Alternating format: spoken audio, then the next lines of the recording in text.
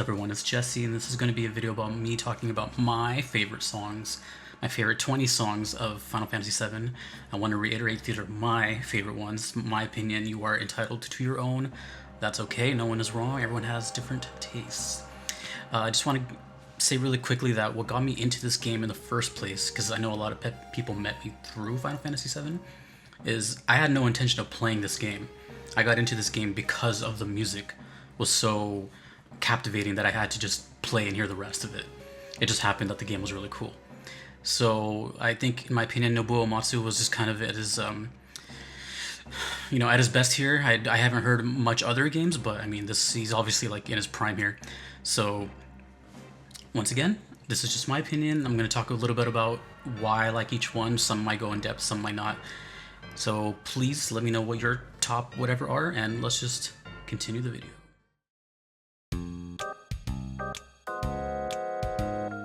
Starting off this list at number 20 is Ketchi's theme, Kate Sith, however you want to say it, or Reeve. This song, I feel like, got a little overshadowed by me because I hated the character so much that I just kind of ignored it.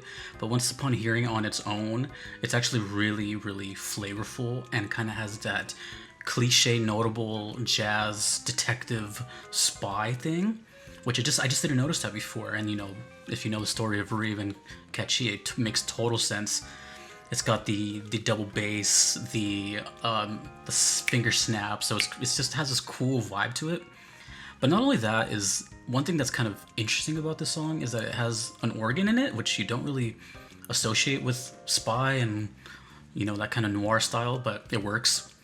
But because of that organ, the song kind of reminds me like an inspiration from Green Onions by Booker T and the MGs, a song that many people don't know the name of, but I'm sure they've heard it. So that's it. I think the song was just totally overlooked just because maybe the character or something. But the song on its own is actually pretty badass.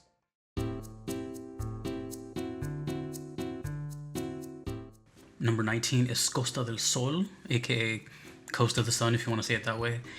I think everyone unanimously agrees that this is just one of those cool songs of the game. It doesn't really need explanation. It just fits perfectly where you're at. And you gotta love when a song can completely encapsulate the setting. And I definitely indeed hear like, birds chirping, and I see like sitting on a hammock and all that. It just has that perfect island vibe to it. It is very much mimicking a bossa nova beat, but instead of the cross stick, it's just replaced with bongos and hand percussion. It just works out, and I love this song quite a bit.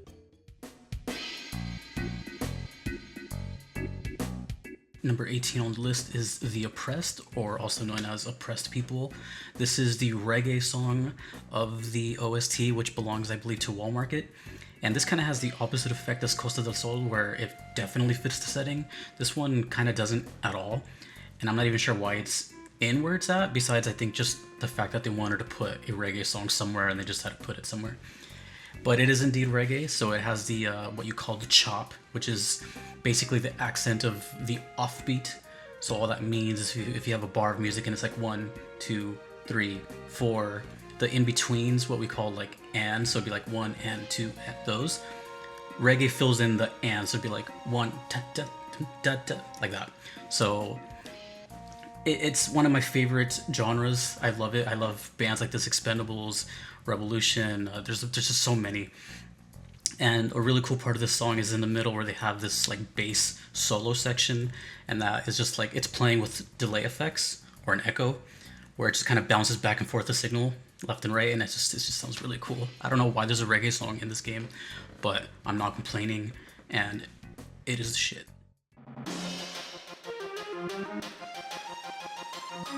Number 17 is Genova Absolute, and this is where you're going down the North Cave and you fight the last final form of Genova. And this song was so cool when I first heard it because I was like, wait a minute, this is like a remix of the main battle theme that you hear throughout the entire game, but also has their own kind of thing.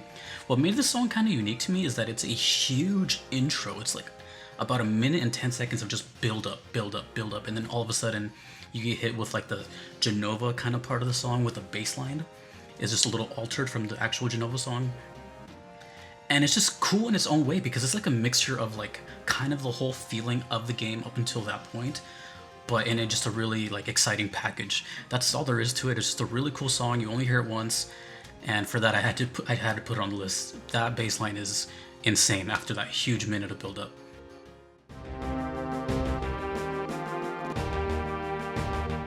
Number 16 is Cid's theme. Easily one of my favorite characters in the entire game. I fell in love with him almost immediately. I think a lot of us can relate to Cid in a lot of ways because he's kind of just a normal human being with problems and dreams and ambitions. To me, the song actually kind of reflects that a lot. It reflects his hopes, his dreams, his leadership, how strong he is, and it kind of has that little like sort of militant drum style, like a marching thing, which kind of has like that flavor of Shinra in it, but it also has his like light-hearted side with the horns, and that's what he is. He's just like, Cid is just really like a misunderstood teddy bear, really. But it just reminds me of just really nice times with the game. Every time Cid was there, I kind of felt like this just peace, and we're gonna make it, and it's okay. And I feel the same way with this song, which kind of really is fitting with the whole like aviation. I don't know why, but when I hear this song, I definitely think of like aviation and, you know, just flying and being free. So it just fits the character so perfectly. It's kind of insane.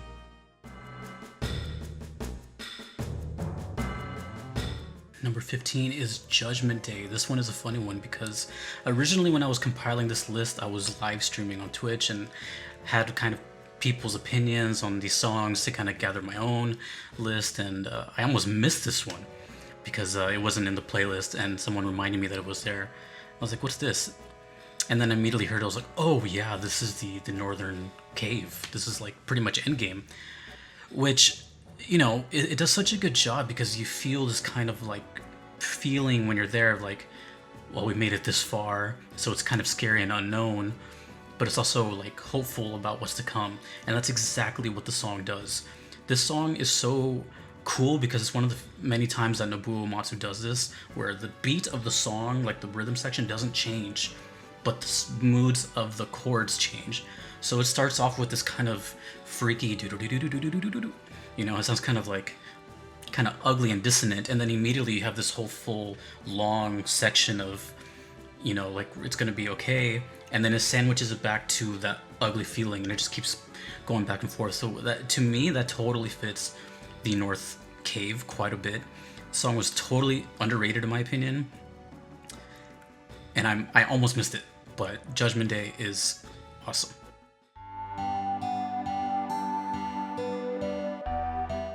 Number 14 is On Our Way, otherwise known as Ahead on Our Way, aka the theme from Calm. I think this is one of the most underrated songs.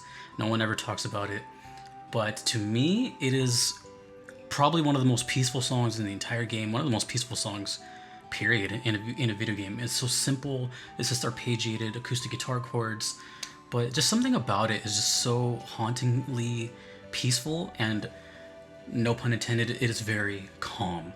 And it's kind of a shame because you're only in, I mean, calm is a very important part of the game. You learn a lot, but you're also not there for very long. You're kind of in and out, and there's not a lot going on. So you tend to miss it, and you don't hear the song pretty much ever again unless you come back.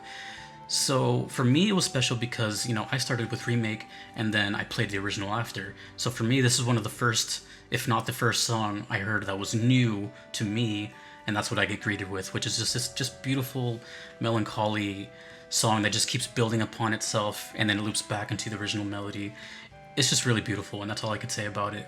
And just overall, one of my favorite sort of lullaby type songs in a video game that I've ever heard. Number 13 is Launching a Dream into Space, otherwise known as Sending a Dream into the Universe. Some of these titles have two names because of translations. Anyways, this is the other Cid theme, which to me is just so pretty. It's so nice because it shows kind of the absolute human side of Cid, you know, the dream part of just going into space, and it's just so beautiful to me. It's obviously a motif off of his original theme, but just more relaxed and more tranquil. But what's really nice about this, even though it doesn't play during that scene, the scene I'm talking about, and I'm sure you're aware of, is when he says, "Then I'm relieved," right? Right when he says that, everyone just kind of goes, even though it doesn't play during that section, that's what I associate Sid with in the song. Just, what I mean, like that human side of him. It's really, really nice because it's just very simple acoustic guitar chords with the motif of Sid's theme. The other thing I really like about this song quite a bit is that it reminds me of one of my favorite songs from this game called Skullgirls, called The Lives We Tried to Reclaim. Same kind of idea, same sort of mood, and almost the same type of environment when it plays. And that's one of my favorite songs ever, and it reminds me of that. This is one of those songs where as soon as I heard it for the first time, I just knew it was going to be like one of the most memorable ones of the entire game. I wasn't ever planning to do a list like this or a video, but I knew subconsciously if I did, this would be in it. So it has that kind of impact on me. Something about acoustic guitars, man. I'm a guitar player, but also it's just, for me, less is more, especially when it comes to a character as complex as Sid.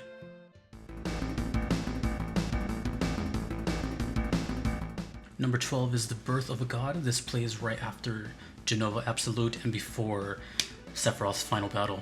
This one I feel is kind of unique because it gets a little overlooked because of the situation when you're playing it. It's a very stressful situation. Usually you're probably going to hear the song for about 10 minutes or longer if you're trying to figure out the gimmick behind it. I know it took me like 20 something minutes or probably longer. But this song is extremely special when you hear it on your own because it's very fresh. It doesn't... Up until this point, a lot of songs kind of borrow motifs and kind of similar themes throughout the game. This one, 90% of it is like all new, fresh ideas, new sounds, really cool stuff. There is one motif at the end, which is Sephiroth's theme, where it goes dun dun dun. So it has just this really cool, like, well-rounded, full circle feel to it, but it's just cool, and I feel like it gets hindered by like where you're at because you're usually freaking out by this point. But one thing I do recommend is when you listen to the song, definitely listen to it with headphones and try to isolate both speakers in your head. Left side is doing something completely different from the right side almost the entire time. It's like two songs playing at once, and I think most people miss that. I missed it. So next time you hear it, try to listen to it in just this side and then vice versa, and you're gonna see how much layers this song has. Every single riff in this song is amazing.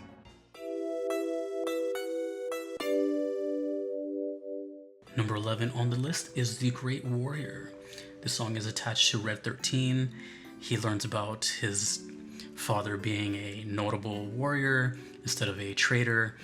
That hits super hard, and then he also loses Bugenhagen to this as well, so it's attached to some very hefty growing moments for Red 13. And in a way, it almost seems like they're passing down that title of the Great Warrior from Sato to Bugenhagen in a way to then Red 13. So it kind of just is like a bloodline song to me. And it's pretty special because it has like this kind of sad ambience, but then it has those kind of more intense drums later on. And to me, those drums sound a little bit more of a tribute. So it is kind of a clash of moods, but it's more like when those drums hit, it's like, okay, the tears can flow and it's okay because this is what got us here. So this is absolutely one of my favorite tribute type songs, and it only enhances a certain song that much more.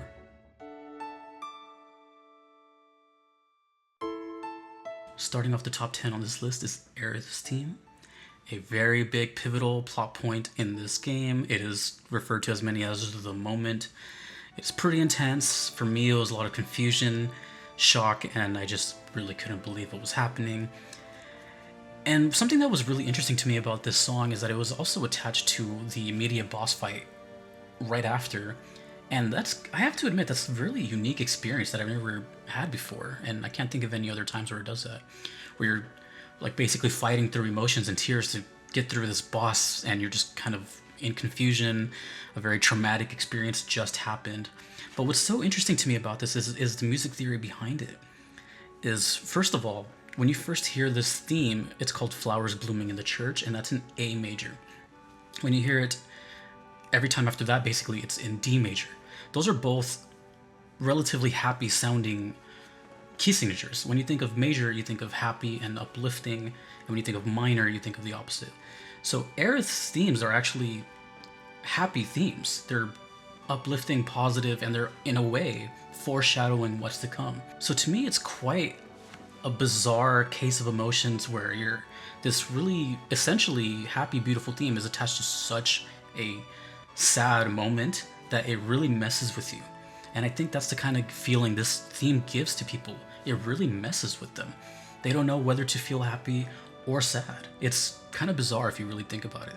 So for that, I just think it's quite genius how music theory applies to this song in particular and what makes it so special to me.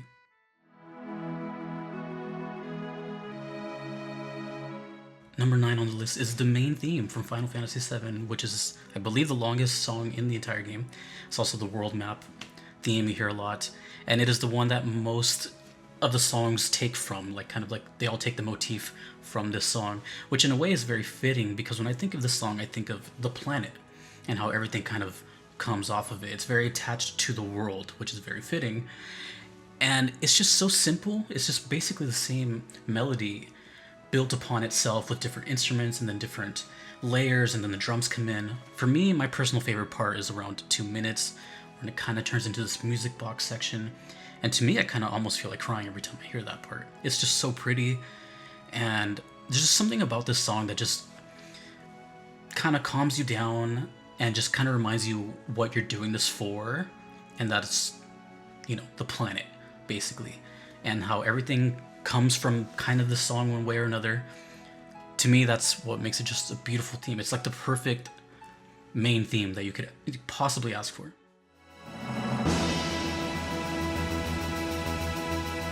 Number 8 on this list is the intro theme / bombing mission. Originally, I was only going to do the bombing mission section, but I think you can't have one without the other, because if you beat the game, you realize just how important the intro is, if you know what I'm talking about, because it's basically the ending. So it's such a seamless loop back into the same story, and you just, for a lot of people, this is the first song they ever hear besides the prelude in the menu. So it's just has like that nostalgic factor to it. But to me, the bombing mission is definitely the highlight because it's just so intense, and it's the bass line is just kind of out of this world. It has that whole marching chorus, dun, dun, dun, dun, dun, dun, dun. It sounds pretty metal. It's just such an iconic song to me. There's a cool part of this song that I think a lot of people miss, and that's because when this is playing, there's a lot of trains and they're cutting in and out of it. But there's actually an 8 count of the symbols that's about to start the bombing mission. I never caught that, and I don't know why. I've always thought that like a little 4 count or 8 count before a song starts is always just so cool. Maybe that's just a musician part of me, but it's there and I never noticed it. Either way, the song is just badass. Number 7 on the list is Let the Battles Begin, aka Those Who Fight, otherwise known as the battle theme that you hear hundreds and hundreds of times throughout the game, which is the main reason I put it on this list, is because despite how many times you hear it, it never got old for me. It's a really catchy, really cool song. It's like 2 songs at once because you have like the left speaker doing something, you have the right speaker doing something.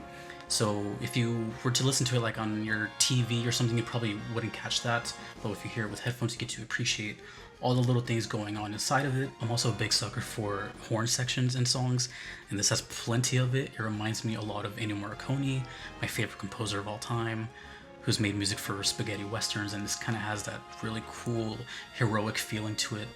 But my favorite part about the song is that it's basically a giant crescendo, just growing and growing in volume and getting to this peak where it all drops out, and it's just this big drony synth chord, and then it just loops all over again. And it's such a cool song for repeating so many times, and I just love this song.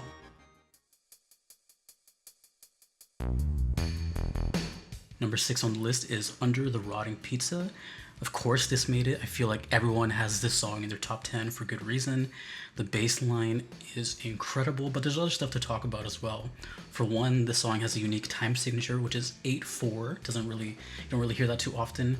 So in a bar you have 4 beats, 1, 2, 3, 4, but between each beat there's 8th notes, so it's 1, 2, 3, 4, 5, 6, 7, 8, 1, 2, 3, 4, 5, 6, 7, 8, and you can hear that as soon as the song starts with the little cymbals. So I thought that was kind of cool. Another little knick-knack this song has is every time you hear that little acoustic do-do-do-do, the arpeggio, it's actually going from left speaker to the right. It's oscillating very quickly. I never caught that until I heard it on headphones and was paying attention to it. I thought that was kind of cool. But also, this song is connected to the song we just heard, which is the battle theme, where the beginning of that song is dun dun dun da da da da da da da. This one has the exact same motif, but adds 3 notes. Dun da da da da da da dun da da.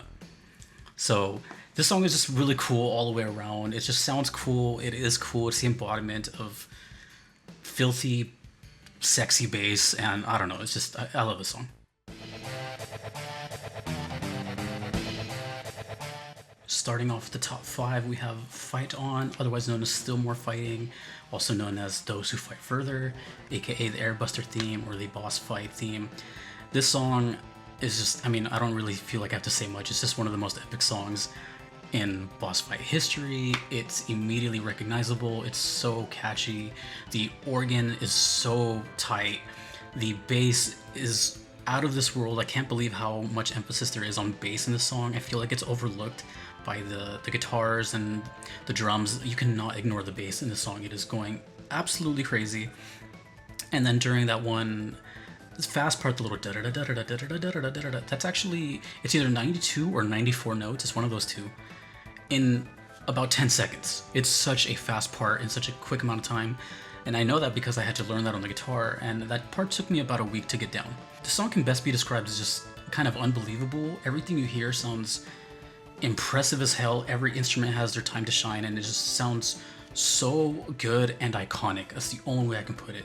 It's just fantastic. Number 4 is going to be Cosmo Canyon. I actually heard the song for the first time during a reaction video, and I go a little bit more in depth there. But for here, I'm going to talk about how it relates to the story and how much character building it does for Red 13 or Nanaki. Basically, the song just gets better and better and better as you learn more about Red each time. For example, when I heard this song after the Sato scene, this song hit way harder. When I heard the song after the Bugenhagen scene, it hit much harder. In a way, the song kind of builds the same way Nanaki grows in the story. And in the song itself, it is kind of like a growing thing. It's like this large crescendo. It's building and building and building. So the song embodies Red 13 to the core of growth and just becoming this great thing and learning from their past and just gaining all this wisdom. It's such a genius song, and it's so simple, but honestly, it just gets so much better as the game goes on, even though the song doesn't change. This context makes everything in the song, and it makes Nanaki great. It is quintessentially the most perfect song for Nanaki that could possibly exist.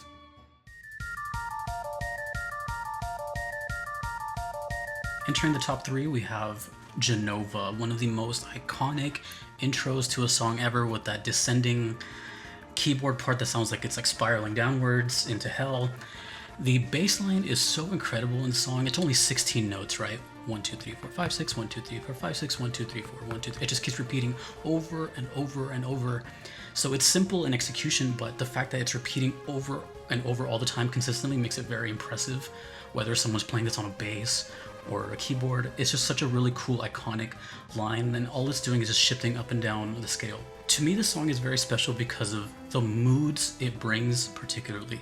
It starts off really chaotic, and then it goes into the synth part, which the synths sound kind of terrifying, and it sounds really scary because you're seeing this gigantic alien thing, and you don't know what to do.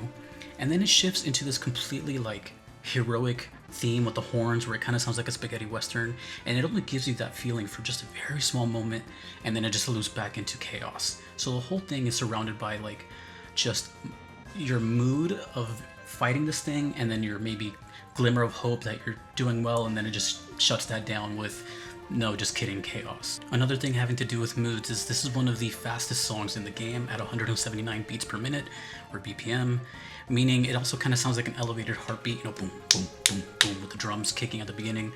And again, that just kind of goes this whole like anxious feel of the song. But to me, the magic of it is just how iconic it is, how memorable it is. Everything is very recognizable, all the sounds you hear, but also just the moods you feel. It's taking you on a roller coaster, mostly going downwards, but then it gives you that just that tiny glimpse of hope, and then just shuts that down. And the fact that it's attached to a boss is just so cool, and I cannot say enough good things about Genova. It is such an iconic song, and just one of those songs that I think everybody knows outside of even being an FF7 fan. It's just one of those songs.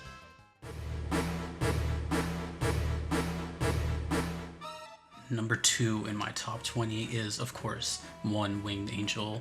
How could you forget this song? This is one of the most iconic, if not the most iconic, boss video game songs in general in video game history. And I found out about it super late through this channel. I hadn't heard it until I reacted to it. But when I experienced this for the first time in game, it felt like I heard it again for the first time. It's just so... I don't even have words for it. It's just such a mesmerizing piece. It's the only song in the game with lyrics.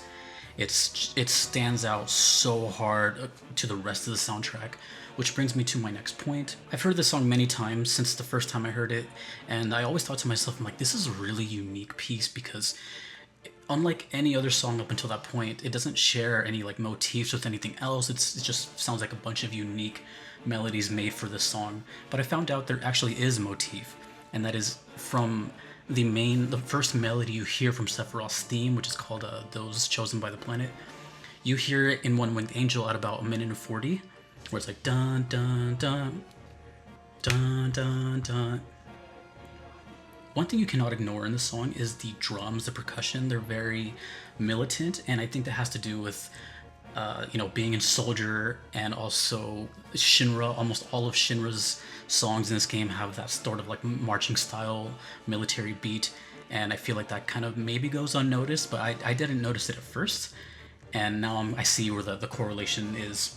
To me though, the song is kind of something else, because I saw an interview that you can watch on YouTube. It's explaining how Nobuo wrote this song, and I couldn't relate to anything anymore, because he pretty much explains that the way he wrote it was like in pieces and then just kind of like puzzled them all together, as opposed to your traditional writing style of just like writing kind of in order or something like that. And to me that hit home, because that's exactly the way I compose music. So knowing that he's self-taught and I'm self-taught, and knowing that he put one of the best songs ever made in just kind of like a scramble order, it just really hit home for me, because I write the same way. Like sometimes I'll just put stuff together because it sounds good there, and it just works perfectly, because it just shows that there's like no rules in music, and it's just the artistic vision and what you want to accomplish with it. Finally, the last thing I can say about One Winged Angel is that it's completely timeless. No matter if you heard it in 1997 or 2022, no matter which type of remix you hear it in, what genre you hear it in, it's just that iconic of a piece, and it's gonna sound cool no matter what, and it'll never get old. It is a Hall of Famer through and through.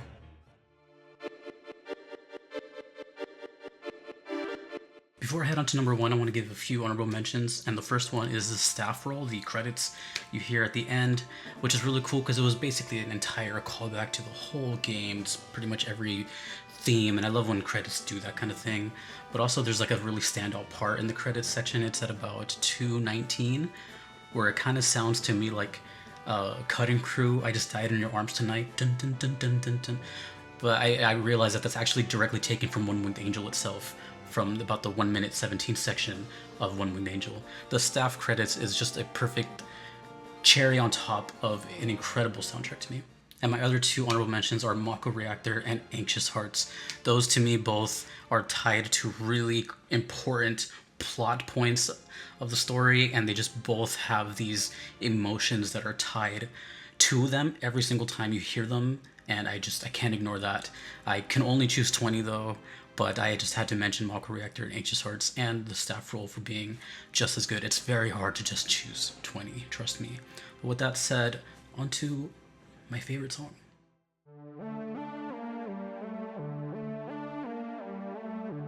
And my favorite song from Final Fantasy VII is Listen to the Cries of the Planet, otherwise known as You Can Hear the Cry of the Planet. What is there to be said about this song? How else can you lead up to one of the most iconic moments in video game history than this beast of a song. The first time I heard this song, it just immediately sounded like nothing else I've heard up until that point. It just immediately caught my attention. It just kind of grabs you emotionally and you don't know what to feel. But what's interesting about the song, as far as the music theory goes, is that it's in D minor, which is relatively known as the saddest key in music. Aerith's theme is in D major, so the complete polar opposite. So it just kind of shows you like how Nobuo played with the minors and majors here, because you know we have an incredibly sad key leading up to a very sad moment, but it's in a very major key. So I thought that was really cool because they're both in D, and I just thought that was pretty genius. There's so many little things about this song that just add to the full experience. For example, there's no percussion in it. Not that song needs percussion to stand out, but just the fact that it doesn't have it at all is just kind of mesmerizing to me. Also, it sounds like it's ticking at the beginning, like boom, bump, boom, as in, again, to kind of prepare you for what's to come. But then it goes into this kind of hopefulness part where there's like a harp on the right side, and on the left side there's just chords, and they're playing the exact same thing. So the left side is playing the chord, while the harp is playing the arpeggiated version of it, which sounds so beautiful in contrast to the beginning. Another neat feature that I didn't notice at first is that there's some slow tolls of a bell. And usually that means that, you know, someone has passed. So it's kind of foreshadowing a little bit of what's about to happen. And I don't know how I missed that before, but it's definitely a really cool little thing that just adds so much to it. But beyond the whole Aerith connection, I think it's just connected to everything here, because like when I hear the synthesizers at the very beginning, I think of like sci-fi and space and alien, and of course that is very relevant to the story. But also, I might be getting a little too creative here, but the way the notes flow together, which is legato, meaning it's very smooth, doo-doo-doo, instead of like dun dun dun. When I think of that, I think of like a stream of notes, and of course, the stream, the live stream. So you see what I'm saying? Like this, there's just so much layers to the song that I never would have thought otherwise. Because when I first heard it, I was just like, whoa, this sounds incredible. I love the synthesizer. But when I started picking it apart and noticing all these things like the bell, the D minor to the D major contrast, the sci-fi alien, the stream, I don't know. It's just something about the song that immediately told me this is it. And you know, for a lot of people, I'm sure that they have One Winged Angel at the top or something like that. But to me, this just kind of has its own place. It only plays one time, or it only plays in one section, so it has to be special. It plays before a very special section, and I really couldn't imagine any other piece of music being played here. So for that reason, listen to the Cries of the Planet or the Forgotten City theme, whatever you want to call it. It's, to me, the best song in Final Fantasy VII. So that is my list. I can't wait to hear your opinions and your list as well. I would like to mention that if you wanted to see me react to all these songs in the playthrough, I'll leave the playlist here when I played through the first game. And there was a special one during the #1 song. And that's it. I just want to thank everyone that's watched this. Thank you guys for introducing me to this game and to this world. And I'll see you in the next one. Enjoy this little performance of me playing Bombing Mission, and we'll see you dudes and dudettes later.